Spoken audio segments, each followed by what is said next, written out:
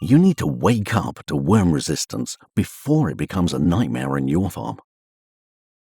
You know worm resistance is a problem, but may not think your flock is at risk, let alone affected, because there are no visible signs. But chances are you do have resistance to the most commonly used wormers. You just can't see it yet. In fact, a recent study found an eye-opening 98% of farms has detectable resistance to at least one of the older three most commonly used wormer groups, with 94% resistant to Group 1. The same study also found that 77% of farms worryingly had resistance of 2 or more actives. So worm resistance is really common.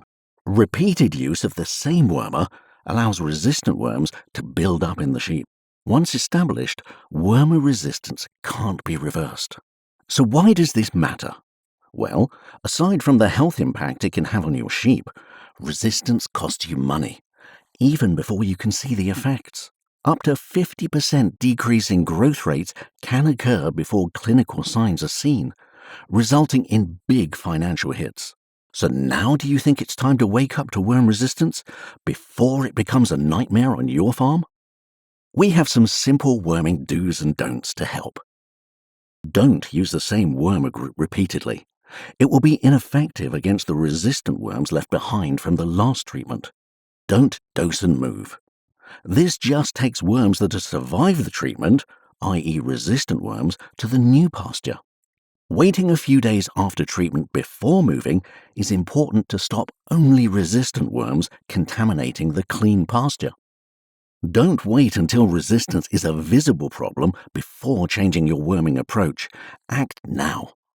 Remember, by the time you can see the effects of resistance on your farm, the resistant worm population is well established, and the longer it goes unchecked, the larger and more resilient it becomes.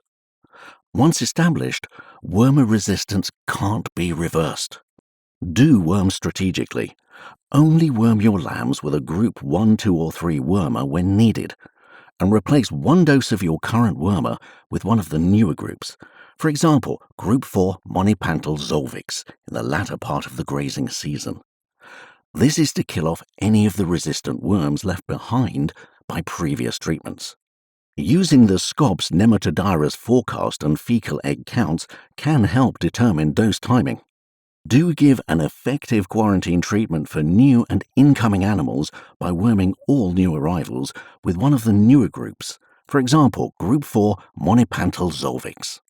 And do yard or house these animals for at least 24 to 48 hours before turning out onto pasture to dilute any potential survivors of the quarantine treatment. Do weigh sheep and calibrate equipment before dosing. Underdosing drives resistance development. You can reduce the risk though. Wake up now and don't sleepwalk into the problem of worm resistance by incorporating Zolvix in every flock. Use once a year in lambs as a break dose, and for all incoming stock, routine quarantine treatment, and on farms with confirmed resistance issues.